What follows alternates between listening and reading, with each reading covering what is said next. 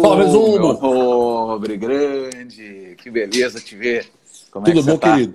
Tudo jóia, tudo Maravilha, beleza. maravilha. Tudo E beleza. como é que tá essa batalha aí?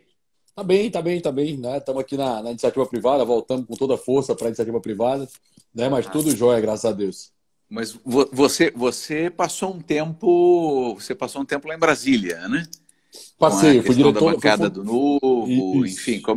me conta um pouquinho dessa vivência aí, meu nobre. Eu fundei a liderança do Novo na Câmara de Deputados, né? O Marcel foi o primeiro líder da bancada do Novo. Eu participei do processo, me convidaram para participar do processo seletivo para ser o diretor legislativo da bancada, que era a função de definir como é que a gente votaria, né? Se era sim, se era não, e fundamentar essa votação, né? Então, a minha missão era montar o time da liderança nessa parte legislativa e tocar aí esse primeiro momento, né? Que é a primeira vez desde o Império que nós passamos a ter uma bancada, e faz toda a diferença, tá? Uma bancada Uhum. liberal na Câmara dos Deputados. Não que se impeça, obviamente, de ter candidaturas independentes, mas a bancada ela vai ter uma série de critérios regimentais que um deputado sozinho não teria, né? Porque Uhum, já que uhum, quase todas as votações são simbólicas, né? Então, sim. como elas são simbólicas, essas votações que são simbólicas, elas são por meio do partido, né? O partido aqui Uhum, dá a orientação partidária, e aí dentro dessa orientação partidária vai, no caso, o líder, né, do Novo hoje foi o Marcel, depois o Ganime, depois o Poit. O líder ele vai ter a definição de definir como é que votam essas 8 pessoas que estão lá, né? uhum, É a uhum. orientação dele que vale, e a maioria, sim, segundo o regimento da casa, faz isso. Então, eu passei um ano e meio na Câmara dos Deputados, né, para montar essa liderança, estruturar, dar esse viés não só austríaco, né, que é, no meu caso, Uhum, é a escola de pensamento liberal que eu me filio, mas dá o pensamento liberal, né, que era muitas vezes um cuidado que eu tinha que ter, que algumas coisas para a escola austríaca não caberia de maneira alguma, mas para a escola de Chicago caberia, para a Public Choice caberia, para a nova economia institucional parceria caberia, para a escola de Chicago caberia, e era a minha uhum, missão da orientação dizendo as escolas de pensamento que aquilo poderia se filiar e orientar nesse sentido. Então eu montei uhum. essa estrutura, né, da forma que eu estava lá não é mais igual, né, tem outros coordenadores, mas eu fui essa figura por um ano e meio, depois voltei para Fortaleza para ser candidato a vereador, esse é o 24º mais votado aqui, mas não fui eleito, porque não Aham, atingimos o coeficiente partidário. aham. Como é que foi essa última eleição para você? Que você pensou em termos de dificuldade? Quais foram os principais obstáculos aí nessa trajetória eleitoral? Essa é a tua segunda campanha, né? Terceira. Terceira. Como é que você vislumbrou aí essa campanha à vereança? Eu fui candidato em 2016, fui candidato em 2018, fui candidato em 2020. Não serei candidato em 2022. Assim, foi uma experiência. Tudo vai crescendo, né? O aprendizado que eu consegui adquirir em 2016 e 2018 fizeram diferença em 2020. Eu nunca tinha arrecadado tanto dinheiro como arrecadei para essa campanha. Foi a maior vaquinha das maiores vaquinhas do Brasil, a maior do Norte e Nordeste, né, e uma das maiores do Brasil. Do Novo foi a maior do Brasil, de longe. Eu participei eu fiz uma estrutura de sede, de campanha, eu doei para outros candidatos. Então, assim, toda a base para isso. Mas alguns aprendizados muito claros, né? Não existe eleição proporcional sem um candidato majoritário. É muito difícil na Sim, realidade sim. brasileira É. você conseguir eleger um candidato proporcional. É difícil, porque ele teria que se eleger quase sozinho, né? Então Sim. eu Uhum, teria que ter 25 mil votos na regra atual para conseguir ser eleito sozinho. É muito voto. É, uhum, 8 mil votos, só para dar uma proporção, se coloca quase 4 a 5 vezes a mais voto de vereador para voto de deputado federal. Então, eu tive mais ou menos, usando essa proporção, que costuma acontecer, 32 a 40 mil votos, né? Porque eu tive 8 mil votos para vereador. É muito voto, é uhum. uma votação muito Sim, expressiva, porque são muitos candidatos, né? sim, é uma votação expressiva, eu diria uma votação excepcional, não só em comparação ao colégio eleitoral, mas em qualquer cidade de contingente populacional, inclusive maior, porque quando você vai para São Paulo, nosso maior colégio eleitoral, né, ou mesmo aqui no Rio de Janeiro, que é o segundo colégio eleitoral, uma votação de 8 mil, que supere 8 mil votos, uma votação fantástica, excepcional. Eu fui o 24º mais votado, né, de todos os candidatos do Novo aqui na cidade de Fortaleza, né, que é uma cidade de quase 3 milhões de habitantes, pouco mais de 3 milhões de habitantes, 1.750.000, quase 2 milhões de eleitores. Então, assim, foi um número muito expressivo. Se o Novo tivesse tido, poderia ter 65 candidatos, se ele tivesse tido 33, com a média dos que foram abaixo de mim, lembrando que o segundo colocado, ele teve menos de 1.000 votos, a Faz Jamil, ele teve 900 votos, né? A média dele estava mais ou menos 450 votos, com 33 candidatos eu teria sido eleito. Ou seja, sim, a metade da chapa. Sim, em certo sentido, o Novo te prejudicou nesse cálculo eleitoral, né? Porque se ele tivesse simplesmente lançado todos os candidatos que a legislação permite ao partido, você teria a legenda em si teria amealhado os votos necessários e você estaria eleito. Você estaria eleito pelo cálculo eleitoral. O Novo é um partido muito formidável, eu gosto muito do Novo, né, que deixa muito claro. Mas é muito amador sim. É muito centralizado, né? Não é nem amador, não. É muito centralizado, né? A decisão ela parte de São Paulo, né? Paulista, né? Mal do eixo Rio-São Paulo, não só de São Paulo, do eixo Rio-São Paulo, acha que o Rio de Janeiro representa o Brasil e está longe. O Rio de Janeiro é um lugar muito diferente do resto do Brasil. São Paulo é um lugar absurdamente diferente do resto do Brasil, certo? E o Ceará é absolutamente diferente do Rio Grande do Norte, certo? Que é do lado do Piauí, que é do lado. Vão ter características diferentes. E não há lógica nenhuma ter um comando central que vai decidir lá de Arraio que o Parta, lá de São Paulo, para definir como é que vai ser feita a estratégia do Estado do Ceará. É uma completa idiotice, né? Na minha visão, a definição centralizada. É a grande crítica que se faz a Brasília, né? Sim, exato, assim, exato. Idiota. Eu não vou falar do Novo, né? Mas vamos dar o exemplo, né? Para fazer o paralelo. Vamos dizer que tem uma autoridade central que está lá no meio do país decidindo como é que vai funcionar, né, a eleição em Juazeiro do Norte.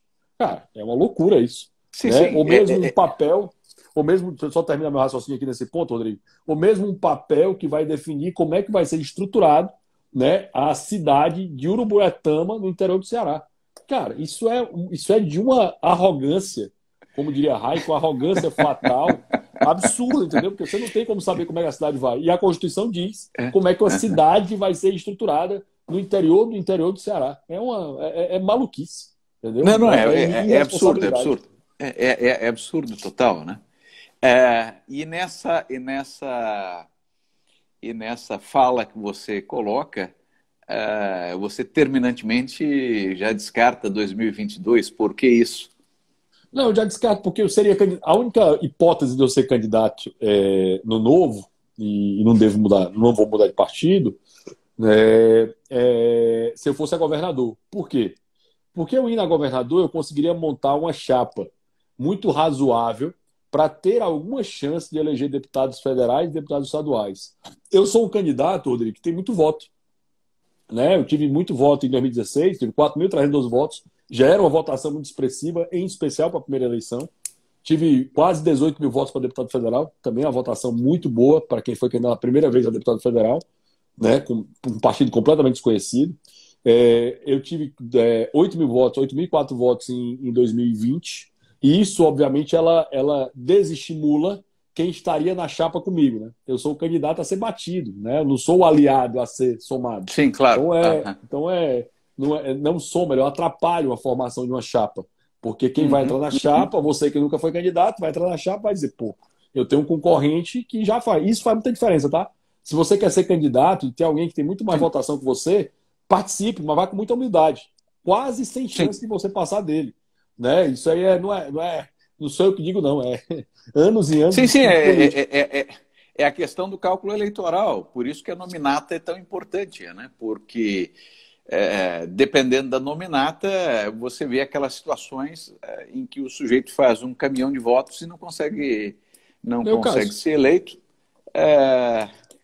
E ao mesmo tempo, você vê alguém num partido do lado fazendo uma votação bem aquém e ingressando. Teve gente que ingressou com 3 mil votos aqui, só para comparar. Sim. Quase 3 vezes a menos que eu. Mas a legenda completa, todo mundo teve mais ou menos ali 3 mil, 2 mil, e foi eleito. Esse é o jogo jogado. Tá? Esse é o jogo jogado. Então, se você vai participar de uma eleição como a minha, por exemplo, se eu fosse candidato proporcional, você estaria participando para ajudar, para na próxima você ir bem, tocar, mas é muito difícil. Não estou falando minha, não, do Marcel, do João, da Maria. Não é porque o Marcel é tão grande que ele acaba levando mais gente. Né? Mas, assim, é difícil. Então, e a minha estratégia, que é uma estratégia óbvia, né? Era ir para governador, né? Ir ao debate. O Novo vai ter direito obrigatoriamente ao debate. Então, é um partido ainda desconhecido, muito desconhecido, certo? Então, você teria a chance, né? E desconhecido em Fortaleza, tá? Assim como é desconhecido no Rio. É um partido ainda desconhecido. Tá? Por mais que a gente ache que o Novo é conhecido, né? O pessoal até coloca aqui, né? Mas na zona, na parte mais rica da cidade de Fortaleza, o Novo foi muito bem votado. Eu pergunto, quantos por cento você acha que o Novo teve na região mais rica de Fortaleza?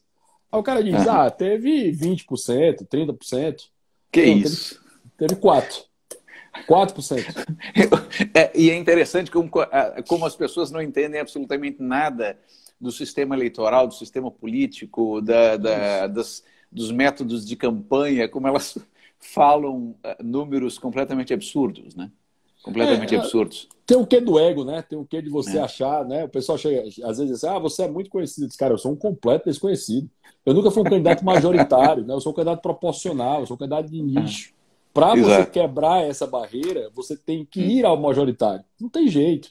Porque você vai ganhar uma mídia que você não tem, você vai ganhar uma projeção do debate. Como a gente vai apresentar ideias muito novas para o estado do Ceará, seriam apresentadas ideias muito novas, falando nem por mim não, mais pelas ideias mesmo. A tendência é que esse candidato passasse a ser mais conhecido, ou seja, um candidato que tivesse o mínimo de articulação para conseguir dar essas ideias, no Brasil como um todo, ele tende a ser um candidato mais conhecido, principalmente se ele bater nessa turma que está no poder há muito tempo, que é o mesmo grupo político aqui no estado do Ceará, né? Como é uma característica do Nordeste, né? Da política nordestina, ele tem essa característica da Bahia ao Maranhão. Não tem grupos políticos, né? Tem um grupo político majoritário e ele tende a ficar, né, se revezando na eleição. Essa é uma realidade. Então, assim, eu não devo ser candidato porque o Novo decidiu. Aí a pergunta aqui do Rodrigo, né? O Novo decidiu. Aquelas coisas de gente que acha que vai definir o Brasil do raio que o lá da Berrine, ou da Avenida Paulista. Né? Ou do Leblon, ou da Avenida Paulista. Ou do Leblon. Até porque o escritório do Novo é aqui no Leblon, então... Não, eles acham que vão definir isso do raio que o parta, tá? O sujeito tomando um uísque no Leblon aqui, achando que vai resolver como é que se faz em Fortaleza, como é que se faz em Manaus. É muito engraçado isso. Não, e a decisão foi assim, ó, cidades que não têm 180 filiados ativos não terão candidato.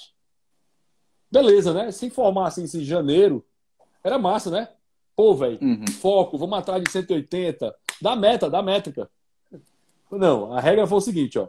Depois que passou o prazo, aí disseram o seguinte, quem tinha até o dia 31 de maio, não sei se foi essa data não, mas basicamente assim, no dia 10 de junho, avisaram que quem tinha 180 filiados no dia 31 de maio não teria candidato. Ó a loucura, ó.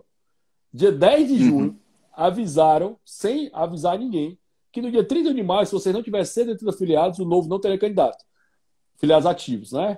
Sabe quantos filiados Fortaleza tem? 165. Ou seja, cara, pífio. E assim, o sistema do Novo tem um problema.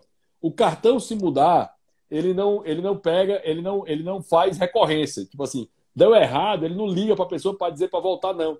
Era um trabalho, Xará, facílimo de ser. Mas assim, era fácil, era de engajamento, era de trazer. Era lindo. Dá métrica e toca. Não. Vocês não cumpriram a meta, que vocês não sabiam qual era. certo? Sim, isso é uma coisa um pouco Dilma, né? Quer dizer, a gente não tem a meta, mas mas qualquer coisa a gente dobra. Qualquer coisa dobra a meta. Quer dizer, uma coisa um pouco... É um Dilmês essa direção do Novo, pelo amor de Deus, Nossa Senhora. Pois é, não, aí o pior assim, aí o pior que foi, aí meu ponto foi, né? Ah, beleza, tudo bem. Aí eu conheço o Novo, não cheguei no Novo hoje, né? Tô Novo desde a fundação, praticamente. Aí chegou o pessoal e disse, não, mas, pô, é óbvio que se a gente alcançar esse número, vai ter candidato. Aí eu disse, eu tentei falar com Deus e todo mundo para entender se isso era verdade. E pelo que eu conheço, não seria, tá? Não mudaria a regra. A lógica do Novo, assim, aí eu tentei perguntar, peraí, pessoal, tudo bem, era até 30 de maio. Mas se em 31 de julho a gente atingir essa meta, para nós é facílimo, vocês estão vendo. Nós temos 175 filiados, faltam 15. É uma bobagem atingir esse número, não é um negócio difícil, certo? Uhum. Rodrigo, você conseguiu falar com alguém, para alguém te dizer para você que era, né? Eu fui o mais votado do Novo Mesomo em 2018. Deus do céu, fui o mais votado do Norte. Do céu. Fui o mais votado do Norte e do Nordeste em 2020. Entendeu? Fui um dos mais votados do Brasil em 2020. Entendeu? E não consegui falar com ninguém. Ninguém nem pode dizer assim, não. Não é. Entendeu? Que absurdo. Assim, que absurdo. É de um amadorismo, velho. Amadorismo absurdo. Aí o que é que eu disse? Aí o pessoal disse, não. Sim, amadorismo você está usando uma palavra muito gentil, eu estou percebendo aqui, mas. E aí, cara, chegou ao ponto, né, do pessoal daqui, que é gente muito boa, gente que eu gosto muito, tá? Que é o presidente, que é o Afonso, o vice-presidente que é o Eduardo, gente muito querida. Chegaram e disseram, não, Rodrigo, você precisa se engajar para trazer gente. Eu digo, velho, não há lógica. Eu vou colocar meu nome em jogo, vou dizer para o Rodrigo Mesomo que quer que eu seja candidato, vou falar para ele que ele tem que se filiar para que isso dê certo, e amanhã não dá certo? Tu acha que vai acontecer o quê com a minha reputação? Não vou fazer isso, cara. Não vou colocar minha reputação em jogo nisso aí. Entendeu? Não tá no meu. É aquela história. Eu vivo, Rodrigo, por meio de uma oração, que é a oração da serenidade. Que Deus me dê coragem para me dar o que posso, paciência para aceitar o que não posso, discernimento. Isso não está no meu controle. Zero. Então eu não vou fazer nada. Claro. Que Deus me dê paciência para aceitar o que eu não posso mudar. Eu não posso mudar isso. Eu disse, quer saber? Vou tocar minha vida, vou ganhar o meu dinheiro, entendeu? Que na iniciativa privada, graças a Deus, sempre ganho bem. Então vamos voltar para a iniciativa privada. Estou lá na PWR Gestão, sou sócio da parte jurídica da PWR Gestão, né? Assim, até reestruturei, mudei a lógica do meu escritório para isso. Mas isso tudo, cara, é assim, Rodrigo, tu poderia ser candidato sozinho para governador? Não, né? Pela regra do jogo hoje, ninguém pode, né, Rodrigo? Eu acho que a nossa discussão, hoje, e o principal, eu só seria candidato a governador se eu tivesse no debate. Sem debate, eu não iria de jeito nenhum, entendeu? De jeito nenhum. É muito fácil bater nessa turma aqui, entendeu? Tipo assim, o gol tá aberto, só que ninguém faz isso. Sim. Mas vamos lá, diante dessa... E eu vou me permitir usar essa palavra, tragédia, né? Você me narrou, porque eu considero isso uma tragédia, ou seja, um partido que adota um comportamento, que, seja lá por ingenuidade, por amadorismo, por mentalidade burocrática, eu não vou entrar na análise das razões que levam um partido a agir dessa maneira, mas o fato é que é uma tragédia que um partido agindo assim inviabilize um candidato com todo o potencial, com a capacidade de formulação de propostas, com a capacidade de análise do cenário do Estado, ou seja, alguém que poderia apresentar uma grande competitividade e a mentalidade de cúpula, né, do partido, e para usar a palavra que eu sempre venho usando, né, os caciques da política, inviabilizem uma candidatura como a sua, né, por esse tipo de comportamento. E aí, dentro desse conceito, né, para aqueles que nos escutam, né, o Congresso Nacional está debatendo, né, ele está debatendo aí a possibilidade de uma reforma política. Né, temos aí, na verdade, 3 comissões debatendo temas distintos, né, uma comissão debatendo voto voto auditável, né? Uma comissão debatendo um novo código eleitoral, né? E uma comissão debatendo uma reforma política, né? E aí eu me foco na questão da reforma política, onde nós temos aí, inclusive, uma deputada do Novo, a Adriana Ventura, que propôs na comissão a questão da candidatura independente, né? E, portanto, o tema voltou à baila, né, no Congresso Nacional. Tínhamos participado das questões lá em 2019, quando articulamos lá com o deputado Orleans Bragança, o tema chegou aí na CCJ, numa votação, inclusive, presidida lá pela Bia Kicis, deputada Bia Kicis. Tivemos audiência pública, né, onde tivemos um amplo debate sobre o tema. A OAB prestando um desserviço à liberdade individual, à democracia, enfim. OAB fazendo, né, isso? Nunca aconteceu. Quer dizer, a OAB adotando um comportamento lacaio aos partidos políticos, né? Dizendo que o indivíduo, portanto, não poderia se candidatar sozinho.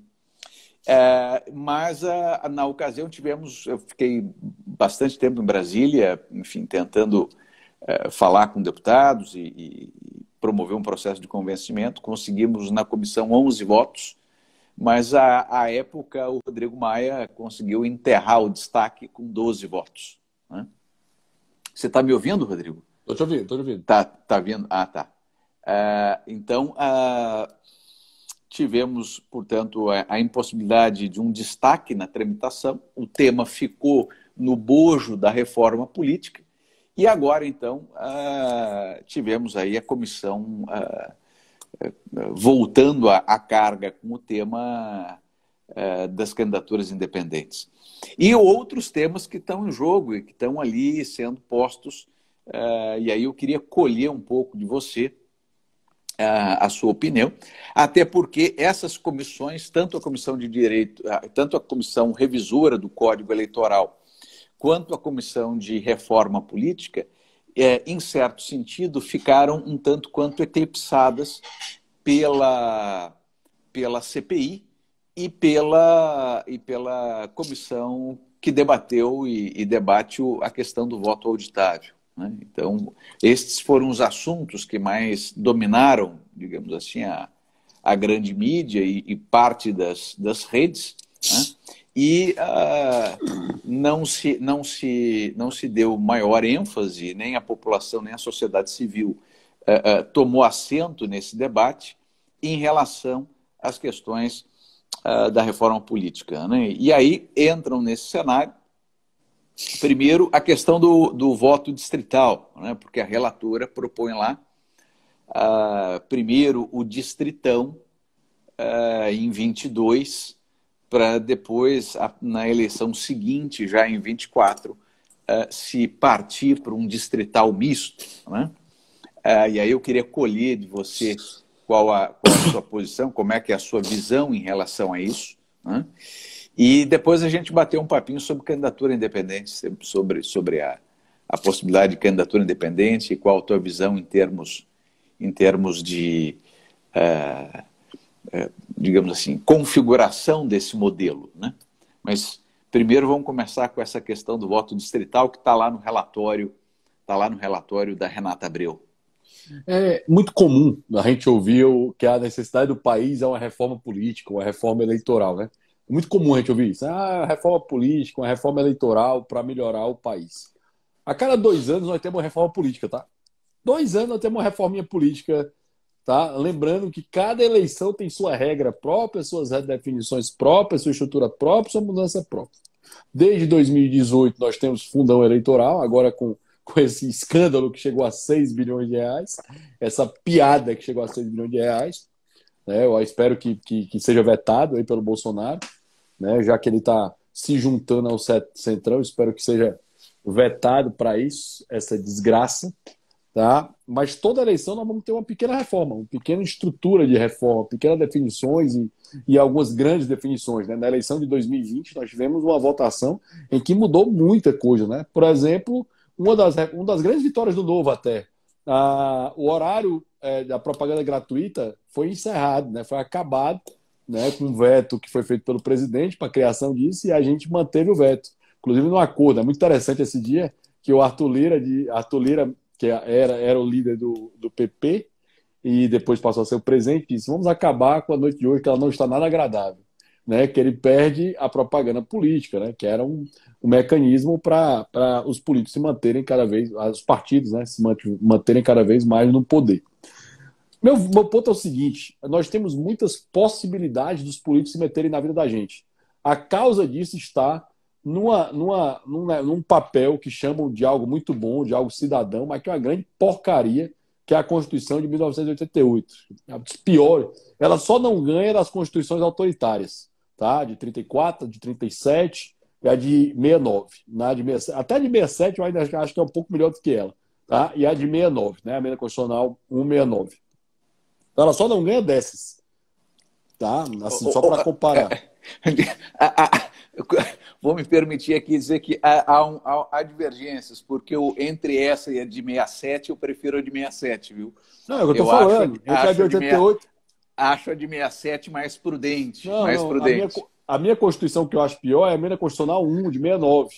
É a que altera, né, que é considerada uma Constituição. Sim. Aqui tira os direitos, aqui tira as garantias individuais, né, que é a Constituição, a emenda constitucional número 1, de 69, que à época, pelos jornais, foi tratada como uma Constituição. Apesar de parte do meio jurídico não tratar como Constituição, se você for aos jornais de 69, ela foi contratada como Constituição escrita por 3 pessoas, né, por uma junta militar e pelo Pedro Aleixo, que era o vice-presidente na época do Costa e Silva. E assim, tirando essa, a de 34, que fala de eugenia, a de 37, que é ditatorial escancarada, e a de 69, que retira as garantias individuais, ela só ganha dessas 3. Né? Em pouco menos de 200 anos, nós tivemos 8 constituições, que é uma completa loucura em qualquer país do mundo ter 8 constituições em 200 anos. Não tem nenhum país com riqueza que tenha 8 constituições em 200 anos. Zero país que tenha graus de riqueza razoável, esteja considerado primeiro mundo, que tenha tido 8 constituições. Todos tiveram mais de uma, salvo os Estados Unidos e a Inglaterra, tá? Mas em 200 anos, 8 constituições só. Poucos países e países pobres que vão ter essa característica, como é o nosso caso, tá? E se você acha que o Brasil é um país rico, não é, te avisando, não é. Nós somos um país pobre, certo? Se você dividir a renda o PIB do nosso país pela per capita do nosso país, nosso PIB per capita, nós vamos lá para o 100º lugar, certo? Nós somos entre o 8º e o 10º, né? Porque é muito grande, nós temos 210 milhões de habitantes, mas divididos pela população, nós vamos lá para o 100º lugar. Nós somos pobres. Tá? Sim, é uma sociedade extremamente pobre. E qualquer análise rápida sobre renda per capita, inclusive, não precisa comparar com outros. Dentro da América Latina, a gente já toma uma surra aqui, né? Já patina. E uma média mensal de vida é de R$ 1.500, né, por família. Então é um negócio bem ruim. Então, assim, dentro dessa realidade, o nosso problema está na nossa Constituição, que ela pode decidir coisas demais. É o que eu estava dando exemplo. Ela decide como é que uma cidade se estrutura. Né? Só para dar um paralelo, os Estados Unidos, para você montar uma cidade, eu, o Rodrigo e mais 98 cidadãos, podemos montar uma cidade nos Estados Unidos. A gente monta do jeito que a gente quiser, com a estrutura que a gente quiser. Mas não tem que ter prefeito, vice-prefeito, secretário, né, vereador, não tem que ter nada disso. Câmara de Vereadores. Isso ele vai acontecer quando a cidade vai aumentando, porque ele vai ter que ter mais divisão de tarefas. Mas, de forma geral, cidades pequenas, com 4 mil habitantes, 10 mil habitantes, 30 mil habitantes, tem qualquer necessidade disso. Entendeu? Qualquer necessidade disso. E isso encarece, obviamente, fortemente. Com um detalhe, as prefeituras do Brasil são os maiores empregadores desse país. É porque ninguém faz esse cálculo, tá, Rodrigo? Mas se fizesse, tenho certeza, pelo menos no Nordeste, com certeza, certo? As prefeituras são os principais empregadores de cada cidade do estado do Ceará. Cara, não tem como sobreviver, não tem como gerar qualquer riqueza, é só destruição de riqueza. Entendeu? É sim, e dos mais de 5.500 municípios que nós temos, Brasilzão afora, a maioria esmagadora, literalmente, a maioria esmagadora vive do fundo de participação, porque não se banca, não consegue se sustentar. Mas não tem como. Municípios que se sustentam no Brasil, nós provavelmente não chegamos a 500 municípios. E nem tem como, tá? As capitais vão sustentar, basicamente, as regiões metropolitanas que vão sustentar. Essa é a grande realidade que nós vamos ter no Brasil, certo? Mas, assim, grande parte dos municípios nem deveria existir. Nem deveria existir. Não deveria existir. Tá? Isso é outro legado pavoroso da Constituição de 88, que facilitou tremendamente o tema da criação dos municípios, né? Depois fechou, né? Depois criou, mas depois... Sim, mas aí quando fecharam a porteira, o Brasil já estava com mais de 5 mil municípios. Aí o estrago já estava feito. E eu vou deixar claro, não deveria ter na condição que é hoje, com FPM, com obrigação. Se o município se pagasse, tocasse, ele poderia ter 50 mil. Então, nem problema com isso. Tá? Nem problema com isso. Claro. Mas, só voltando ao tema, o nosso problema de reforma eleitoral, de mudança eleitoral, ele tem muito mais a ver no que os políticos podem decidir do que com a reforma eleitoral em si.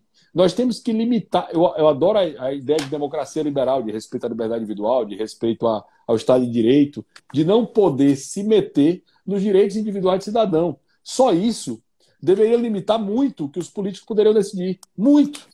Tá? Muito, demais. É absurdo, tanto que eles podem se meter na nossa vida. Então, o ponto envolve o grau de poder que políticos têm. E, no nosso caso, Brasil, o grau de poder que o Congresso Nacional tem. É muito poder, entendeu? É muito poder concentrado em Brasília. E, assim, pouco poder... Assim, eu não quero nem que distribua esse poder, não, né? Eu queria que esse poder voltasse às pessoas, para que ninguém pudesse se meter na vida deles. Né? Eu antigamente falava isso, né? Que esse poder fosse mais distribuído entre estados e municípios. De maneira alguma. Eu não quero que tenha margem para que políticos possam se meter na nossa vida. Né? Esse é o ponto. Dentro do critério das reformas, esqueça que vai ter algo favorável a você, cidadão. Zero chance. Políticos têm uma preocupação na vida, se eleger. E a segunda preocupação deles são se reeleger. Certo? Dentro disso, eles vão fazer a questão política mais favorável a eles. Tá? Rodrigo, a turma do Novo vai ter o interesse dele. O Novo defende a liberdade, então ele vai ter um interesse em defender a liberdade e não ter gasto, porque é lógica liberal. Rodrigo, isso tem a ver com vantagem pessoal? Não, é o que eles acreditam, é o interesse deles também, tá? É o interesse deles também. Lembre disso, isso é teoria da escolha pública, tá? Na veia, a disciplina aqui, certo? O professor Adriano Jantuca é um dos caras que melhor falam disso, inclusive. Então, dentro desse critério, e aí eu só discordo dele porque eles tinham que fazer uma reforma eleitoral. Eles tem que fazer uma reforma, tem que limar a Constituição, limar ela quase toda, sair limando ela, cortando um monte de pedaço absurdo que ela tem. Eu costumo dizer que a Constituição brasileira ela precisa de um único corte, mas que é um corte ao comprido. Você corta, né, e picota aquilo, porque não serve para nada, e poderia, inclusive, represtinar a de 1824, com algumas modernizações, adaptava ali, mas aquilo já estava de boníssimo tamanho. Boníssimo tamanho. O Roberto Campos defendeu em 88, por que não voltava para a Constituição de 46, que é uma Constituição muito mais razoável do que essa. Certo? Sim. Por que não se voltava à Constituição de 46? Eu prefiro a de 24, tá? Que fique claro, a de 1924. Mas por que não se voltava para a Constituição de 1946, que era democrática, que se eleito no regime democrático, né? Pós-ditadura, inclusive. Então, assim, situação muito parecida com a de 88. Né? Absurdamente parecida. Então, por que não se voltava a ela, tá? Para isso? E, obviamente, não houve interesse. Com relação à forma de votação, ninguém está fazendo isso porque é legal, não, tá, pessoal? Ninguém está fazendo isso, estão fazendo isso porque a galera é gente boa. Estão fazendo isso porque pode ser mais favorável para eles. Estão calculando. Se eu fizer o distritão e eu sou eleito, é fácil fazer essa análise, tá? Não é difícil não, certo? Eu teria sido eleito aqui em Fortaleza se houvesse distritão. Dificilmente seria eleito para deputado federal ou deputado, até mesmo deputado estadual. Para vereador em Fortaleza em 2022, muito provavelmente eu serei eleito com esse critério, certo? Se for distritão. Por quê? Porque pega o voto, né? Quem foi mais votado entra. Tem uma lógica no regime proporcional, resumo, que ela tem uma razão de ser, Se os partidos tivessem sua devida ideologia, né, as suas devidas ideias, cada um defendendo determinado posicionamento, em termos, não por causa de cargos, mas por causa de ideais, tá? Você teria, de fato, a lógica proporcional e ela tem muita valia. Qual é a lógica proporcional? Vamos ter representatividade equilibrada no Congresso. Então, nós vamos ter coeficiente eleitoral. Para isso, a gente equilibra parte, né, do Congresso de maneira que haja um balanço entre forças políticas, certo? Essa é a lógica do coeficiente eleitoral, que na teoria é ótima, tá? Na teoria é massa, é difícil de explicar, tá? Mas basicamente hoje no coeficiente eleitoral é pegar o número de eleitores dividido pelo número de vagas, né? Vou tentar simplificar, tá? Se eu tenho 1 milhão de votos e eu tenho 100 vagas, né? Eu vou ter 1 milhão de eleitores e tenho 100 vagas, vai dar 10 mil votos para eleger cada candidato, tá? Então, 10 mil votos 1, 20 mil votos 2, 30 mil votos 3, e isso vai ter algum equilíbrio dentro da lógica partidária. Esse é o coeficiente eleitoral. Rodrigo, ele é bom? Ele tem suas vantagens, tá? Em forma disso. A lógica do distrital misto é você permitir que parte seja eleito, metade, né, que é a solução que eles estão propondo, metade seja eleito com relação a quem mais foi votado. Vamos dizer aqui o caso, né? São 43 vereadores aqui em Fortaleza, são 22 deputados federais. 11 seriam eleitos mais votados e 11, né, seriam eleitos na proporcionalidade, certo? Sim, O ideal seria o mais votado, aí o ponto é o mais votado individualmente ou o mais votado pelo partido? Hoje a gente resolveu um outro problema, né, que era o puxador de voto, que elegia o cara com 200 votos. Isso aconteceu com o Tiririca. Isso aconteceu sim, o famoso efeito Tiririca. Na época, o Enéas também. O Enéas, exato. Na época, o Enéas. Na época do Enéas, ele fez uma votação tão gigantesca à época... Levou 6. Que ele levou 6, sendo que o sexto tinha feito menos de 1.000 votos. Tinha feito 112 votos. 112? 112 nossa votos. Senhora. Entendeu? Que absurdo. O cara foi eleito. Não, teve aqui um caso aqui no estado o João Willis também, aqui no Rio de Janeiro, na época, na primeira eleição, que essa figura, essa triste figura concorreu, à época, um candidato do PSOL, que eu não me recordo o nome. Eu acho que é um menino. 350 mil votos. Ele fez 350 mil votos. E o João Willis tinha feito 11, 12, alguma coisa assim. Foi puxado. Do gênero. E aí ele foi puxado. Tinha feito alguma coisa, ou 7.500, não me lembro, enfim. Mas como o outro havia feito 350 mil votos, na soma das votações, o João Willis foi puxado. Estou lembrando do Carioca, foi um Carioca, né? Os Carioca adoram votar no pessoal, um negócio impressionante. Não, é um morticínio, é uma coisa terrível. O pessoal aqui é uma espécie de erva daninha, né? Mas você vai ter um candidato bom a governador aí, viu? Bom, viu? Que é o Ganime. O Ganime vai fazer estrago aí. O Ganime é bom. Tomara que sim, tomara que sim. O Ganime é bom, já está bem na pesquisa, né? Já está pontuando na pesquisa. Nem esperava que ele fosse pontuar na pesquisa na saída. Já está pontuando. Bom sinal. E o Freixo, obviamente, está pontuando também, né? Aí é para. Mas na questão da candidatura independente, como é que. Bom, para aqueles que nos escutam e que não conhecem exatamente o tema, né? No Brasil, nós já tivemos no passado candidaturas independentes durante todo o período imperial, durante a Primeira República e até, basicamente, o Código de 1932, o Código Eleitoral de 1932. Tivemos candidatos e parlamentares constituintes em 34, independentes,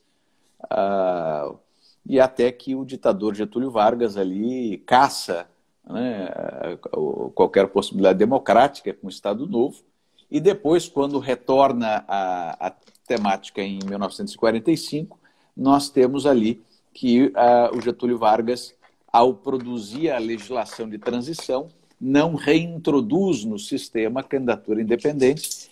E aí, a partir daí, o tema nunca mais retornou com força ao nosso debate político, né? Até que, digamos assim, de um tempo para cá, ele começa a ser bastante comentado. E nós tivemos a questão da judicialização do tema em 2016, né, quando, então, judicializamos aqui no Rio de Janeiro a discussão sobre a candidatura independente. Chegamos lá ao Supremo Tribunal Federal, a Raquel Doge deu parecer favorável, depois o Augusto Aras deu novo parecer favorável, enfim.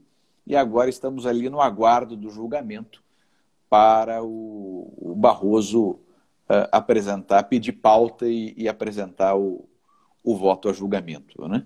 E fizemos a denúncia do Brasil na Corte Interamericana de Direitos Humanos por agressão ao Pacto de São José, né? Então estamos aguardando aí a temática do desenrolar dessa demanda. E aí isso implica a possibilidade de qualquer pessoa querendo apresentar o seu nome ao debate público, né? Sem a necessidade dos filtros dos caciques políticos, sem a necessidade dos indivíduos se submeterem a uma lógica partidária. E aí, nesse sentido, você que integra o Novo, né, e a Adriana Ventura, deputada Adriana Ventura, deputada, fiz uma live com ela, simpaticíssima, uma pessoa querida, extremamente agradável, enfim. Tivemos uma excelente conversa em relação ao projeto, né? Apresentou o projeto, e aí eu queria colher de você as tuas opiniões, enfim, se o Novo vem debatendo o tema, como é que você percebe o tema no teu período de Planalto Central, enfim. Como é que você vislumbra isso? O Novo é super favorável à candidatura independente, tá? A Blitilde aqui incomodou porque eu falei dos cariocas, né? Blitilde, vocês podem falar do cearense, né? A gente elege o Ciro Gomes aqui, né? O cearense. Então, desgraça tão pior, talvez pior do que o PSOL, tá? Assim, só para entender aí o grau de desgraça que são os Ferreira Gomes. Você compreender isso, tá? Assim, pra você entender o grau de desgraça. Óbvio que é uma brincadeira com o amigo carioca e eu tô enchendo o saco dele. Bom, eu, na verdade, eu sou gaúcho e moro aqui no Rio de Janeiro há uns 40 anos, né? Você não é gaúcho. Você não é gaúcho, você é carioca já. Não, eu vim para cá adolescente. Então, é um fardo, né? Porque sair do Rio Grande do Sul, um estado... Peraí, mas vocês exportaram o Brizola para o Rio de Janeiro, certo? Exato. Não, veja só, eu venho de um estado com uma certa maldição política, porque um estado onde você teve Júlio de Castilhos e Borges de Medeiros e toda a dinâmica positivista. Getúlio e Vargas. E aí, gerando Costa Getúlio Silva, Vargas. Médici, Geisel. Dilma. Você teve Dilma, em certo sentido. Então, você vem de um estado com essa tradição. E aí, vim para cá, exilado, né? E aí venho me deparar com Brizola e o seu legado destruidor, tóxico, né? Quase que é uma espécie de legado radiativo no Rio de Janeiro, porque são consequências de longas décadas, né? Ou seja, o evento não se esgota em si mesmo, ele provoca toda uma destruição anos depois, né?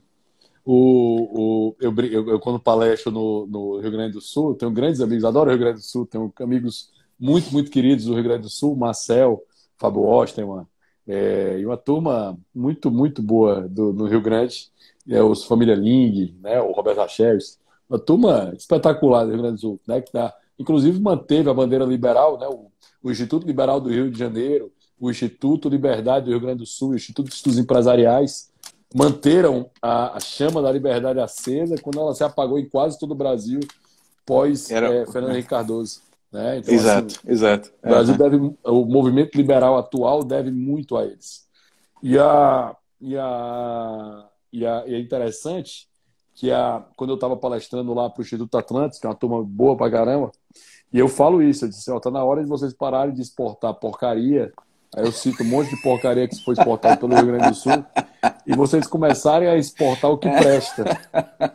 E aí, finalmente, eles exportaram o Marcel Van Hatten, né? Que é um grande cara. É um cara espetacular, que faz um trabalho semana genial.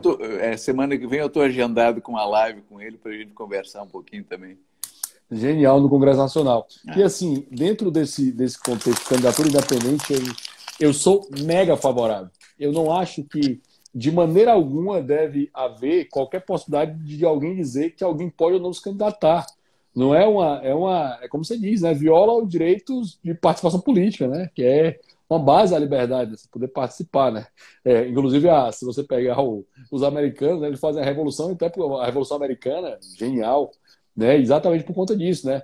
Não há por que ter taxação sem representação. Ora, se eu não posso, se eu sou taxado, eu posso ser candidato. Sim, né? Se eu posso ser candidato, eu posso representar. É uma máxima da Revolução Americana, né? Sem taxação, quer dizer, sem without representation. without representation, né? Without, enfim, e aqui é isso que a gente vive, né? Uma situação onde você é taxado, mas você, para se apresentar ao certame, para se apresentar à vida pública, para poder ingressar na via pública, você precisa necessariamente da bênção de um cacique político, né? Seja ele de esquerda, de direita, liberal, socialista, seja lá o que for. O fato é que nós temos um simulacro de democracia se não há candidatura independente. Nós temos um simulacro de democracia se o indivíduo ele precisa se ajoelhar perante um partido político, que ele discorde de ideias, mas precisa do partido político, e mais que isso, quando observamos pelo prisma da representação política e a soberania popular, o fato é também que a população ela tem direito de votar no independente. Porque quando a Constituição nos diz lá que o voto ele é direto, se não há candidatura independente, na verdade o voto não está sendo direto, ele está sendo mediado,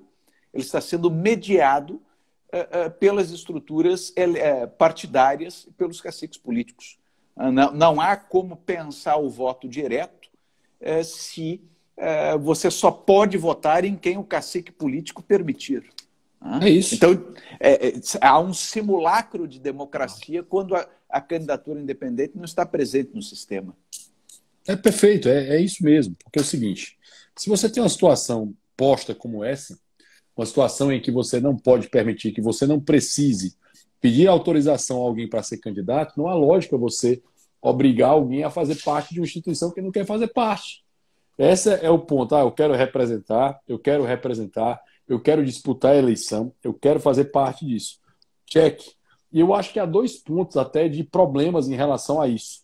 Nós temos, num país continental, nós temos a obrigação de ter partidos nacionais. Que é outra coisa idiota demais, né? Nós temos, obrigatoriamente, todo partido fundado no Brasil, ele é nacional. Né? Eu não posso ter um partido aqui só o Partido Dragão do Mar aqui do estado do Ceará, eu não posso ter. E ora, por que não? Qual é o problema? Ou seja, tem um monte de coisa, tem um monte de problema na cidade de Fortaleza, um monte de problema no estado do Ceará. Por que eu não posso ter um partido local? A Argentina, com seus milhares de problemas, vai ter o seu partido local.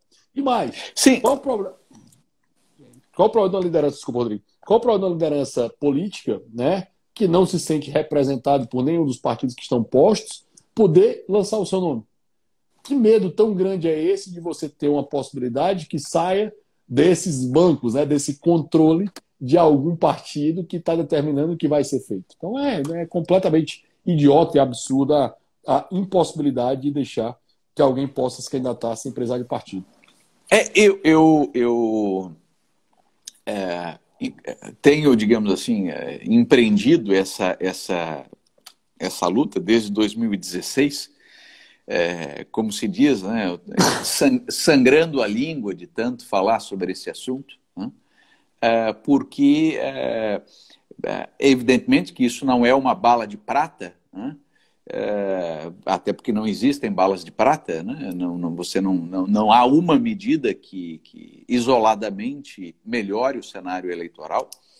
Mas dentre todas as possibilidades de reforma eleitoral, reforma política, enfim, me parece que a adoção da candidatura independente é a que traz um efeito mais impactante, mais importante sobre o sistema. E explico por quê.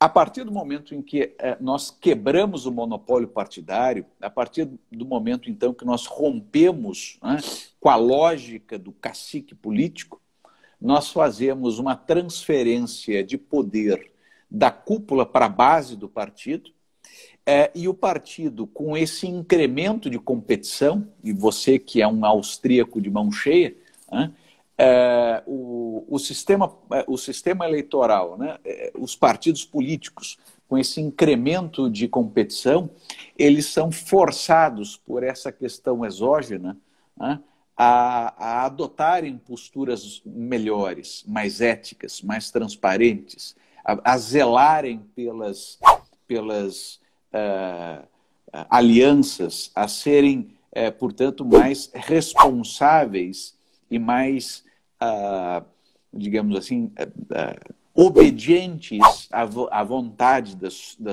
da sua militância. A verdade é que, portanto, a candidatura independente ela promove um efeito ético sobre a estrutura partidária e melhora, portanto, a porta de entrada na vida pública. O atual cenário ele é muito desconfortável, muito complicado, porque a porta de entrada costuma ser uma porta contaminada. E aqueles que, salvo, claro, honrosas exceções, né, e existem inúmeras honrosas exceções, mas não é a média. Na média, o que a gente observa é que nessa estrutura apodrecida que nós temos de partidos políticos, aqueles que passam pela porta de entrada se contaminam também e levam esses efeitos deletérios ao próprio parlamento. Então, a gente tem que pensar no impacto dessa medida por todo o sistema e como isso melhora o sistema, seja lá que ideologia se tenha. Tanto faz um partido de esquerda, um partido de direita, liberal, progressista, enfim. Eu não tenho essa ilusão não, tá, Rodrigo? Só para deixar claro. Não acho que vai melhorar nada nos partidos, não. Zero.